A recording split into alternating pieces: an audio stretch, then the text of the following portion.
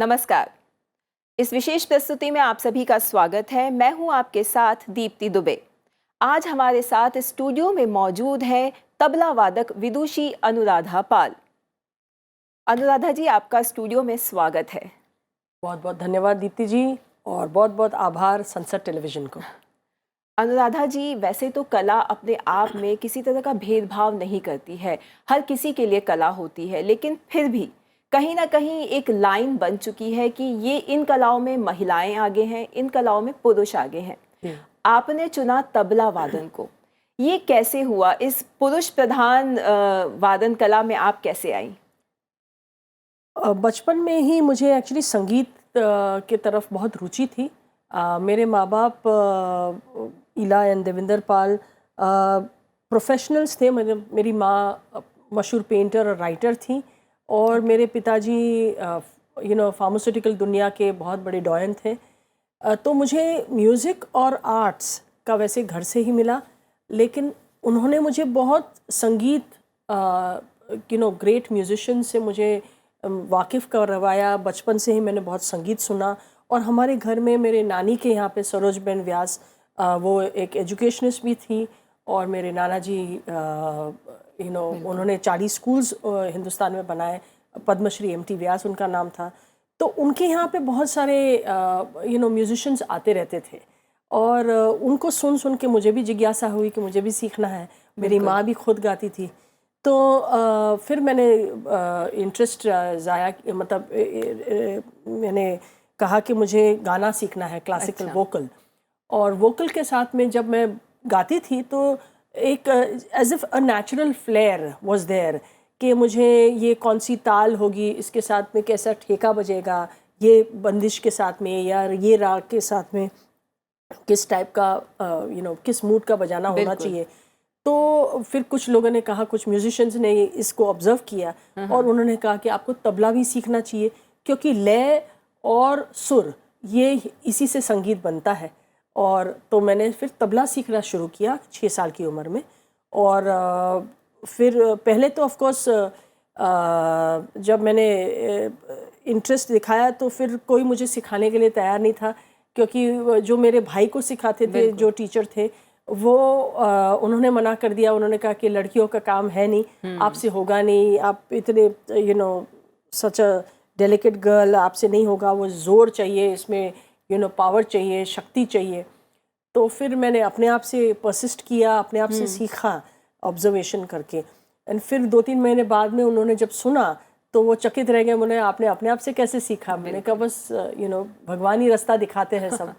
तो फिर फॉर्मली सीखना शुरू किया। तो वो बनारस घराना की नींव मुझे मिली, जो बहुत मेरे लिए इम्पोर्टेंट रहा, क्योंकि दोनों पंडित किशन महाराज जी और पंडित श्यामता प्रसाद जी के घराने के जो मेरे गुरु थे, तो उन्होंने मुझे वो एक firm foundation in the Banaras घराना मुझे मिला। उसके बाद में मैंने फिर मैं एक्चुअली प्रोग्राम्स बजाने लगी। 9 साल की उम्र से ही मैंने परफॉर्मेंस देना शुरू किया। इनफैक्ट दूरदर्शन और ऑल इंडिया रेडियो पे मेरा फर्स्ट परफॉर्मेंस 9 साल की उम्र में हुआ, जो बहुत ही एक तरह से it was a life-changing thing for me, because I was reaching out to a large audience and I didn't even realize what I was doing. And फिर जब मैं करीब 10.5-11 साल की थी, तब मैंने मेरी मुलाकात हुई उस्ताद अल्लाह रखा खां साहब से, जाकिर भाई से। इनफैक्ट जाकिर भाई से तो पहले भी मुलाकात हो गई थी। जब मैं बहुत छोटी थी तो मैंने उन्होंने मुझे ऐसे मेरा इंटरेस्ट, मैं बहुत आकर्षित हुई तबले के लिए जी। और मैं कुछ 4-5 साल की बच्ची थी, तो उन्होंने मुझे ऐसे, मैंने जाके तबला को देखा, ऐसे बजाने लगी, तो उन्होंने देख के मुझे अपने गोद में लिया, बोले बजाओगी? आपको लेडी जाकिर हुसैन भी कहा जाता है। जी जी जी। ये एक बहुत बड़ी बात है अपने आप में। जी। तो फिर मैंने मतलब बजाना 11 साल की उम्र में उनसे भी सीखना शुरू किया। और बस फिर ये एक जो इंटरेस्ट था वो एक पैशन बना, पैशन से ये प्रोफेशन बना। और फिर बस मैं कहूँगी कि शायद तबले ने ही मुझे चुना, बिल्कुल, क्योंकि मेरे नाम में अनुराधा, जो धा है वो तबले का सबसे इम्पोर्टेंट शब्द भी है। जैसे सा होता है तो वैसे धा होता है तबले का। तो कभी कभी जाकिर भाई भी मुझे चिढ़ाते कि अनुराधा दिन दिन राधा दिन दिन दा, तो इस तरह से शायद। अनुराधा जी, आपने जो अभी अपनी जर्नी सुनाई हमें, ये तो मतलब ऐसा लग रहा है आपने बहुत आसानी से बोल दिया कि ये सब कुछ हुआ, लेकिन क्या सब कुछ इतना ही आसान था? लोगों की सोच को बदलना, अपने परिवार में लोगों को इस चीज़ के लिए कन्विंस करना, जी जी, क्या ये इतना आसान था जितना आपने सरल शब्दों में यहाँ कह दिया? आपने बहुत सही पकड़ा, क्योंकि मेरी एक आदत है, मैं कभी अपनी मुश्किल को मैं बताती नहीं हूँ, मैं बयां नहीं करती, ताकि लोगों को, मैं हमेशा बुद्ध भगवान की बात मुझे याद है कि कोई ऐसा नहीं है इंसान जिसके पास में तकलीफ़ नहीं है। तो मैं हमेशा खुशियाँ बांटती हूँ, तकलीफ़ तो बहुत सारी है, हर किसी के पास है, उसको क्या बांटना। तो be positive and go on with life. बिल्कुल। तो एक्चुअली मुश्किल बहुत थी, क्योंकि आप जब एक फैमिली से आते हैं तो एक आपका एक ट्रेडिशन आप कैरी फोर्थ करते हैं, तो एक नाम भी होता है उस फैमिली का जिसको आप तो वो आपको एक प्रोपोगेशन मिलता है।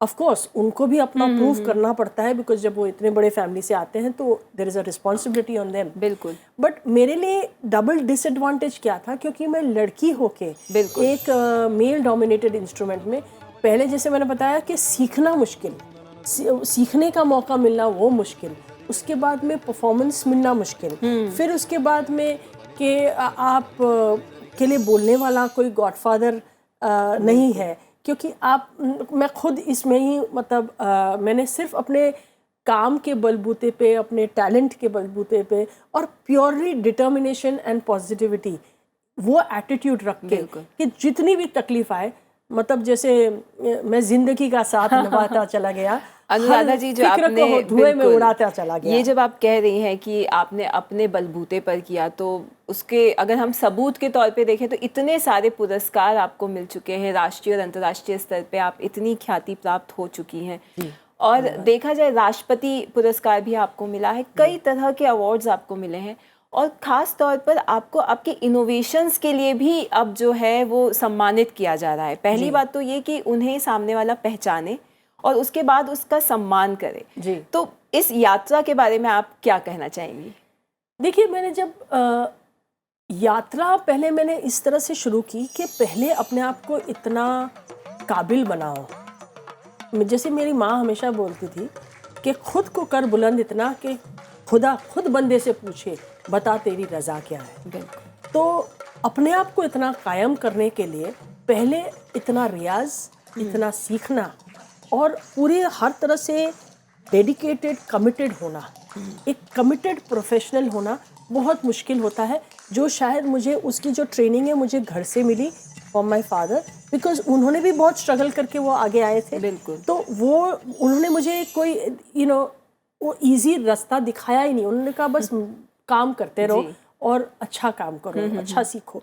तो आई फील कि ये जब मैंने स्टार्ट किया तो it was very difficult, because पहले मैंने ये स्टार्ट किया कि मैं तबला सोलो में मैं अच्छी तरह से अपना रियाज और सीखूं, और फिर उसके बाद में अलग अलग लोगों के साथ संगत करना, जैसे कि क्लासिकल वोकल के साथ में, जैसे किशोरी आमोनकर जी के साथ में, पंडित जसराज जी के साथ में, वीणा सहस्रबुद्धे, ऐसे सारे बड़े बड़े कलाकारों के साथ और यंग आर्टिस्ट, अपकमिंग आर्टिस्ट, सबके साथ में बजाना, वो to take the trouble to practise with them, to understand their style. Because होता क्या है कि अगर हम किसी आर्टिस्ट के साथ में बजाना चाहते हैं, यदि हम उनके सोच को उनके समझे नहीं तो हम अच्छी तरह से संगत कर ही नहीं सकते हैं, क्योंकि we have to understand their thinking before we can add to that और कॉम्प्लीमेंट टू दैट।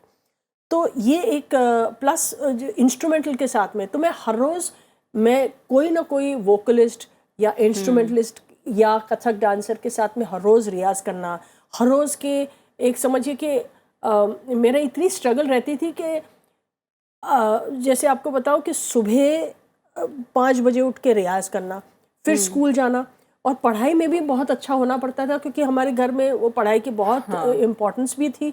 मेरे parents were super achievers, and because they were standing first in the university, मतलब फर्स्ट इन क्लास तो एक normal सी चीज़ है, बिल्कुल। But university में first, जी जी तो जी। वो ट्रेडिशन को भी कैरी करना बहुत ज़रूरी था। तो ताकि वो मुझे एक्सेप्टेंस भी मिले और मुझे आज़ादी भी मिले कि बिल्कुल। मुझे जो करना है। तो उसके लिए फिर स्कूल जाना, स्कूल से फिर आके इमिजिएटली पढ़ाई करना, फिर रियाज करना, फिर गुरु के पास में जाके सीखना। तो there was no time for socialising, there was no time for friends, there was no time for playing. हाँ, ये होता था कि मुझे प्लेइंग कभी कभी मज़े से हम लोग क्रिकेट खेल लेते थे, जी, जी, कभी जी। हॉर्स राइडिंग का मुझे शौक भी था। ओके। तो स्पोर्ट्स और चेस और ये सब का भी शौक है, तो ये सब भी किया। लेकिन ज़्यादातर मैंने फोकस किया कि मैं अपने रियाज और पढ़ाई, इस तरह से मैं अपने टाइम को डिवाइड करूं और कोई भी दूसरा नो डाइवर्जन्स, नो डिस्ट्रैक्शंस। तो इसी तरह से पूरी तरह से होना। और फिर प्रोफेशनली अपने आप को इस तरह कायम करना। इनोवेशंस की जहाँ तक आपने बात बताई, कि मैंने देखा कि जब मैं तबला सोलो बजा रही थी तो मुझे ऐसा लगा कि तबला बोलता है, तबला गाता है, तबला एक अपने खुद की अपनी एक लैंग्वेज है उसकी, जो शायद लोग नहीं जानते कि tabla is one of the most percussive melodic instruments in the world. ये डॉक्टर सीवी रमन, जो ग्रेट साइंटिस्ट रहे, जिनको नोबेल प्राइज़ भी मिला, उन्होंने इसको स्थापित किया कि this is the most incredible and advanced percussive melodic instrument. मतलब ये परकशन भी है, मेलोडी भी है इस इंस्ट्रूमेंट में। तो मैंने जब मैंने और भी सीखा और मेरे चिंतन मनन से, देखिए रियाज हर चीज़ नहीं होता, आपको अल्टीमेटली चिंतन मनन करके अपनी खुद की जगह बनाने के लिए अपना एक खुद की स्टैम्प होनी चाहिए। You must establish that, because आप किसी की कॉपी नहीं कर सकते। तो आपको अपना खुद का एक इंडिविजुअलिटी बनाने के लिए आपको चिंतन मनन करना है। और तो वो मैंने जब किया तो आई रियलाइज्ड कि ये लैंग्वेज को हम किस तरह से यूज़ कर सकते हैं। जैसे आपको एक बताती हूँ, एक उदाहरण के हिसाब से, कि मैंने तबला, अनुराधा's तबला सिंग स्टोरीज, ये मैंने प्रस्तुति बनाई है। अब ये कैसे होता है, एक छोटी सी आपको बताती हूँ मैं, कि जैसे माइथोलॉजी में या हम लोग रामायण में है इसकी डिस्क्रिप्शन, कि रावण ने हनुमान जी को पकड़ लिया, राइट, कैद कर लिया। जब हनुमान जी सीता को ढूंढने गए लंका, तो उन्होंने कैद कर लिया। अब दोनों के बीच में बातचीत हुई कि मैं बड़ा तुम बड़े, बोले नहीं श्री राम जी बड़े हैं, ये बोले नहीं मैं बड़ा हूँ, रावण हूँ मैं। तो फिर हनुमान जी अपने आप को छुड़ा के श्री राम का नाम लेते लेते लंका को जला देते हैं जी। तो इस चीज़ का वर्णन अब तबले की भाषा में आप सुनिए। तो ये कुछ मैंने इनोवेशन आपको बता देती हूँ। वैसे तो तबला होता तो मैं और आपको बता पाती कि, लेकिन ये बोल इस तरह से मैंने बनाया है जी। तो रावण और हनुमान के बीच में, हनुमान जी के बीच में जो बातचीत हो रही है और श्री राम का नाम लेते लेते लंका जलाते हैं। तो धड़े तगन धड़े तगन धड़े तगन धड़े तगन, मैं बड़ा हूँ, धड़े तगन धड़े तगन धड़े तगन धड़े तगन धा धड़े। अभी हनुमान जी ने अपने आप को छुड़ा दिया। धा धड़े धड़े, अभी लपक के लंका को जला रहे हैं। धा धड़े राम राम राम जय हनुमान, राम राम राम जय हनुमान, राम राम राम।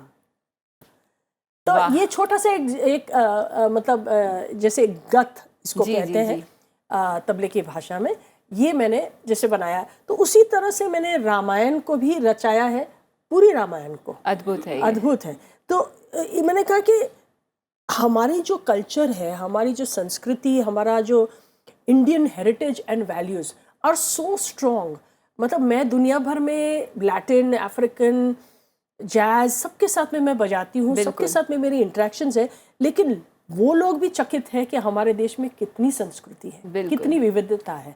तो इस चीज़ को मैं दर्शाती हूँ।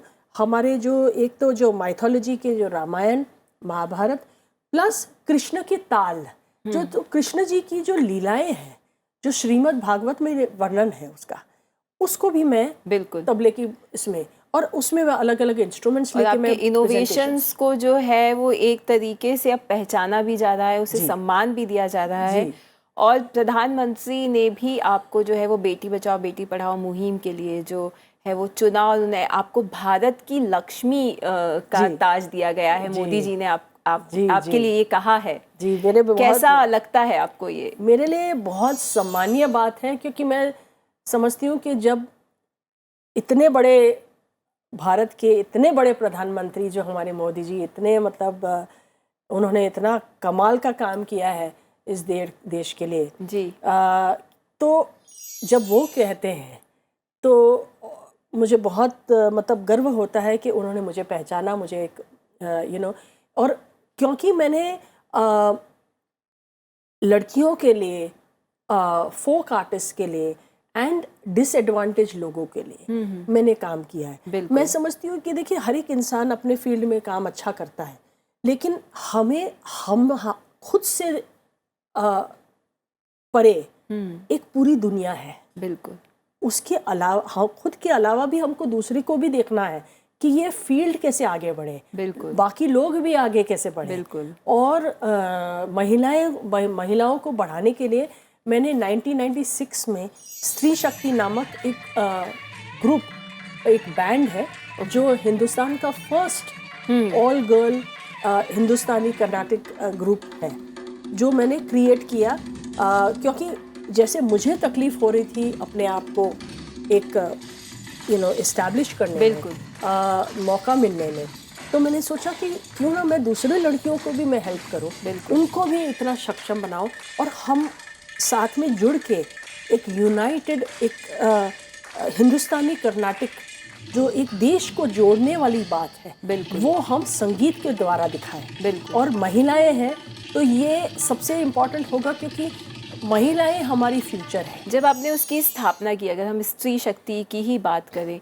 तो जब आपने सोचा कि मैं ऐसा कुछ एक समूह बनाना चाहती हूँ, तो कैसा रिस्पांस आपको मिला उन महिलाओं से ही, उन कलाकारों से ही जो इस क्षेत्र में है, लेकिन कहीं ना कहीं वो संगठित होने के बारे में उस समय नहीं सोच रही होंगी? आपने जब ये बीज बोया कि ऐसा कुछ हमें चाहिए, तो उस बारे में बताइए। देखिए दो टाइप के रिस्पॉन्सेज मिले मुझे। एक कि अरे वाह बहुत अच्छा आइडिया है, हम भी जुड़ेंगे। बट कुछ ऐसे औरतें थीं या उनके जो परिवार थे, उन्होंने कहा अगर ये प्रोग्राम में जाएंगी तो ये बच्चों को कौन देखेगा, ये घर को कौन संभालेगा। तो फिर मुझे एडिशनल उनको पैसे देने पड़े कि आप एक दिन के लिए एक हेल्प रख लीजिए, लेकिन इनको आने दीजिए प्रोग्राम में, इनको परफॉर्म करने दीजिए, उनका टैलेंट बाहर आने दीजिए। तो काफ़ी मुझे एक कन्विंसिंग भी करना पड़ा एक तरह से, और उस तरह से मैंने अपॉर्चुनिटीज़ भी उनको विदेश में और हिंदुस्तान में मैंने दिलवाई। तो जैसे मैंने अपॉर्चुनिटीज़ उनको मिली तो फिर वो और भी प्रफुल्लित हो गए कि अरे वाह उनका जो टैलेंट है वो उनको मौका मिल रहा है और भी परफॉर्म। तो आज तक हम लोगों ने मैंने स्त्री शक्ति में एक खास बात आपको बताऊं कि बहुत सारे बैंड्स होते हैं, वो बैंड्स अक्सर वही 5-6 लोगों को लेके चलती है। लेकिन स्त्री शक्ति में इसकी खासियत है कि मैं अलग अलग लोगों को, अलग औरतों को, हाँ, क्योंकि मुझे कभी किसी ने ऐसा शुरू से मेरे कोई गॉडफादर नहीं रहे, तो मैंने सोचा कि क्यों ना मैं म्यूजिक वर्ल्ड के लिए, फोक आर्टिस्ट के लिए भी कुछ ऐसा कुछ करूं, और कि हम लोग प्रोग्राम्स महिलाओं के लिए तो करती हूँ मैं, स्त्री शक्ति। मेरा एक दूसरा भी ग्रुप है सूफोरे, उसका नाम है सूफी फोक रिचार्ज विद क्लासिकल म्यूजिक। अरे वाह। तो इसके लिए उसका नाम है सूफोरे।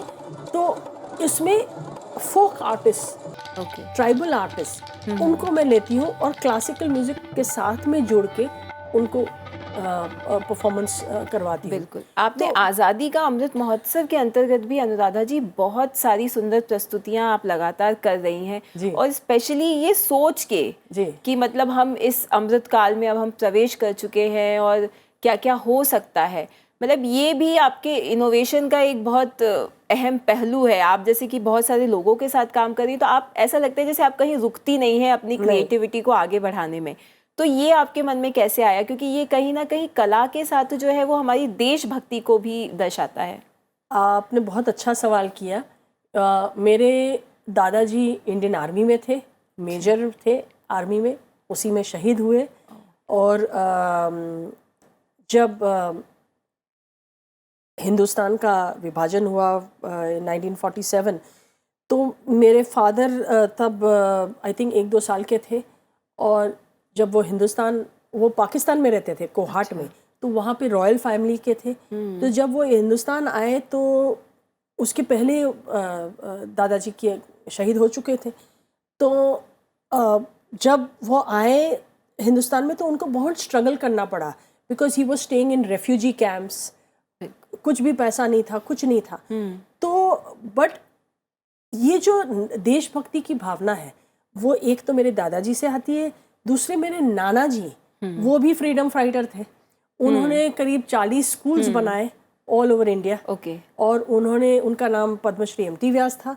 उनको पद्मश्री मिला था फॉर एजुकेशन। और उन्होंने ऐसे स्कूल्स बनाए जो शांति निकेतन के मॉडल पे, उन्होंने गुरुदेव रविंद्रनाथ टैगोर से उन्होंने वहाँ पे भी स्टडी किया, प्लस उन्होंने मैडम मॉन्टेसरी और ऑक्सफोर्ड में उन्होंने पढ़ाई की थी। तो वो सारे जो एमालगम है वो इन एजुकेशन वो लेके आए। और आज जो न्यू एजुकेशन पॉलिसी है, आपको जान के खुशी होगी कि जब ये उनके ऊपर एक पुस्तक निकली थी जो मेरे माँ ने एडिट किया था, अनफॉर्चुनेटली वो गुजर गई। तो 2020 में मैंने उसका प्रकाशन करवाया, and it was released in COVID time by doctor Ramesh Pokhriyal Nishank ji, जो एक्स यूनियन मिनिस्टर थे एजुकेशन के लिए। तो उन्होंने उसको एक ऑनलाइन फंक्शन में रिलीज किया। और क्योंकि ये कोविड का समय था, और तो इसमें उन्होंने उसको बहुत सारे जो वाइस चांसलर्स थे और न्यू एजुकेशन पॉलिसी से रिलेटेड जो कंट्रीब्यूटर्स थे जिन्होंने बनाया, वही मेरे नाना जी के स्कूल में पढ़े हुए हैं। वाह। तो ये मुझे बाद में पता चला। ये आपको मुझे लगता है विरासत में मिला है कि लोगों की के साथ मिलके काम करना, कुछ ऐसा करना जो उन्हें भी बेनिफिट करे। और जैसे इसी संदर्भ में, सॉरी मैं आपकी बात काट रही हूँ, लेकिन आपको मैं बताऊं कि मैंने 2 ऐसे वीडियोस, मैंने म्यूजिक वीडियोस बनाए उसी समय। एक था एक डांसिंग रेन, एक्चुअली 3 वीडियोस मैंने बनाए जो हमारे देश के लिए समर्पित है। उसमें पूरे जैसे एक कोलैबोरेटिव वीडियो था जी, तो जहाँ पे 12 आर्टिस्ट, एक कोई अमेरिका में, कोई ऑस्ट्रेलिया में, कोई इंडिया में, कोई जापान में, हम लोगों ने कोलैबोरेट किया in the time of Covid. और ये बहुत अच्छा है, इसका ये वीडियो डांसिंग रेन से बहुत फेमस हुआ। बट सबसे ज़्यादा भारत वंदन ऐसे करके मैंने एक वीडियो निकाला जो मेरे देश के लिए समर्पित है, और जहाँ पे the beauty and the touristic, not just touristic, but I should say the inherent quality of India comes through. तो मैंने वहाँ पे भी एक यात्रा लोगों को मैंने ली है।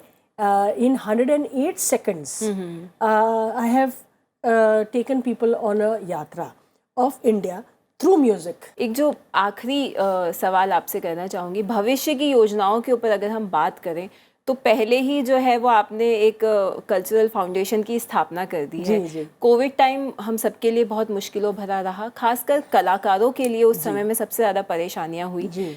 तो आपने न सिर्फ अपने बारे में सोचा, आपने अन्य कलाकारों के बारे में भी सोचा। तो इसके बारे में बताइए, और कैसे फिर भविष्य में आप इसे आगे लेकर जाना चाहती हैं, ये बताइएगा। तो कोविड के समय में मैंने करीब 11 लाख रुपए एक फाउंडेशन, मेरा जो अनुराधा पाल कल्चरल फाउंडेशन है, उसके द्वारा मैंने जो बहुत ही गरीब नीडी जो हमारे ट्राइबल, फोक, क्लासिकल, डिवोशनल म्यूजिशियंस और जो इंस्ट्रूमेंट मेकर्स हैं, जो कहीं राजस्थान में कमाईचा बनाने वाले, या कहीं आसाम, मिज़ोरम में ये गाने वाले जो डांसर्स हैं वहाँ के ट्राइबल म्यूजिशियंस को हम लोगों ने सपोर्ट किया। अब हम लोगों ने करीब किस तरह से किया कि विद द जोनल सेंटर्स हम लोगों ने कोलैबोरेट करके उनसे वो नाम मांगे जो आर्टिस्ट उनसे हेल्प मांग रहे हैं, और प्लस हम लोगों ने एक ऑनलाइन भी ऐसा किया ताकि जो भी आर्टिस्ट इन हेल्प मतलब इन डिस्ट्रेस था वो अप्लाई कर सकते थे। There was a set of criteria and due diligence करने के बाद में कि हाँ they are actually poor and deserving, because सब आर्टिस्ट के काम बंद थे बट सब लोग पुअर नहीं है और सब लोग इतने मतलब जैसे इनकी हालत खराब हो गई थी। तो हमने सोचा कि जो पुअरेस्ट ऑफ पुअर है उनको हम रीच आउट करें। तो करीब 350 म्यूजिशियंस को 20 स्टेट्स ऑफ इंडिया हम लोगों ने कवर किए और प्लस करीब 300 औरतों को जो महिलाएं जो औरतें और बच्चों को हम लोगों ने फूड राशन दिया। ऑर्केस्ट्रा म्यूजिशियंस को, बार सिंगर्स, जो लोगों को बहुत तकलीफ में थी। और आज हम लोग ये तो हम लोगों ने कोविड के समय में अभी भी हम लोग ये कर रहे हैं, walkers, wheel chairs in the BMC hospitals and mobile phones for children to study, ये सब तो कर ही रहे हैं। लेकिन एक बहुत इंटरेस्टिंग चीज मैंने स्टार्ट की है। बिल्कुल आखिरी हमारे पास बिल्कुल थोड़ा सा समय बचा है, जल्दी बता देती हूँ आपको। ये है म्यूजिक फॉर पॉजिटिविटी वर्कशॉप्स, क्योंकि कोविड के बाद में जो अभी भी डिप्रेशन और एंजाइटी लोगों में है उसको दूर करने के लिए संगीत ही सबसे बड़ा माध्यम है। तो हम लोगों ने एक I have created what is called rhythmic meditation and मैं लोगों को योगा भी योगा और संगीत ये एक है। और उसके साथ में मैंने पॉजिटिव वीकेंड्स करके मैंने एक 2 चीज़ें स्टार्ट की हैं। Positive weekends is for in open spaces, तो पार्क्स और ओपन स्पेसेस में करते हैं। फ्री होता है, कोई भी आके सुन सकता है। और हम पहले योगा इन म्यूजिक, साथ में rhythmic meditation, spiritual music and अलग अलग आर्टिस्ट को। अब जैसे कल ही हमारा प्रोग्राम था, अनूप जलोटा जी आए थे। और अनुराधा जी, बातों का सिलसिला तो यूं ही चलता रहेगा, आपके अचीवमेंट्स इतने ज़्यादा हैं, लेकिन आप यहाँ आई, हमसे आपने बातचीत की, आपने समय दिया, उसके लिए आपका बहुत बहुत धन्यवाद। आपका भी बहुत बहुत धन्यवाद, आभार संसद टीवी का और सभी दर्शकों का, आपको प्रणाम। और म्यूजिक फॉर पॉजिटिविटी वर्कशॉप्स देखते रहिए, सुनते रहिए। जी बिल्कुल, थैंक यू। संसद टीवी की आज की इस विशेष प्रस्तुति में बस इतना ही। देखते रहिए संसद टीवी। नमस्कार।